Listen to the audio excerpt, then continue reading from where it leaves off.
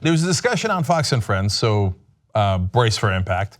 And they're going to be talking to Ryan Zinke, who is now the Interior Secretary, and they're going to talk to him about the monuments. They were talking about 9/11. The monuments came up. Now, it makes sense because they're referencing a memorial built to airline passengers who took down the last plane. United 93 was headed towards Washington, we believe, and the people on board there were absolute heroes, and they took down the plane and cost them their own lives, but at least saved the lives of so many others. And there's a memorial built to them, Flight 93 National Memorial.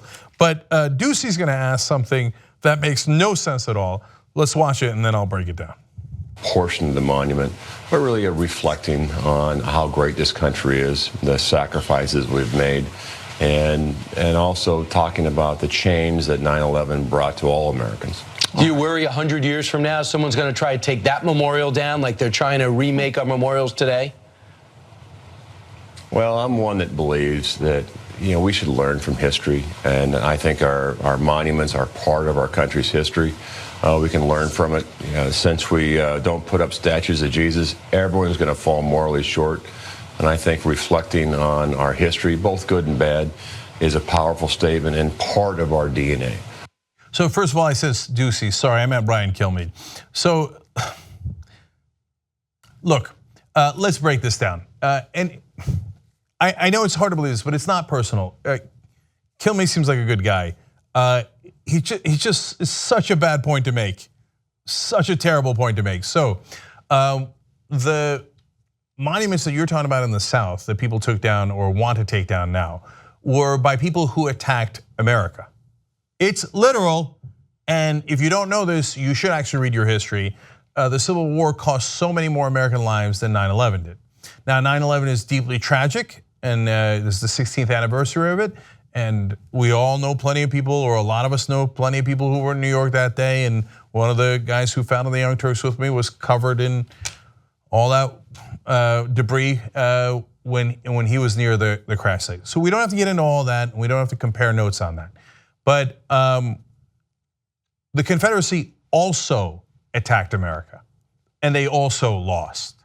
So if you built a monument to the Union that won the Civil War, if you built a monument to, for example, Abraham Lincoln, which I'm pretty sure we did build a monument to in the middle of Washington, that makes a lot of sense because they saved the Union, they fought for America, they saved America. Same with the guys on United 93. They fought for us at great personal sacrifice and saved a lot of lives.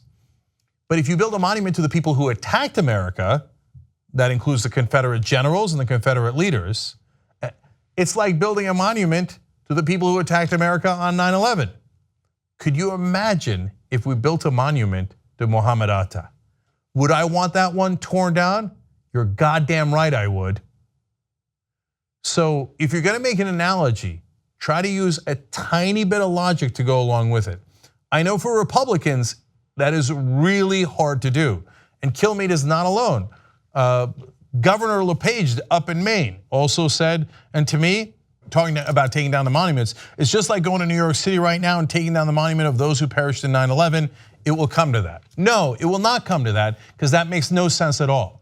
They were on our side, the people we put up the monuments for in 9/11. They are the heroes on United 93 that we lost. They are the victims that we lost in New York and Washington. Those are the ones we built monuments to, Americans.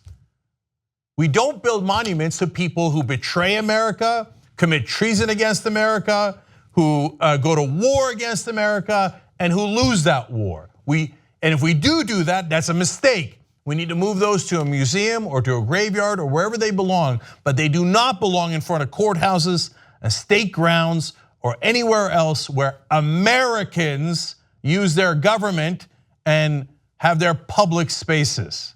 Those people betrayed America, and they are nothing to celebrate.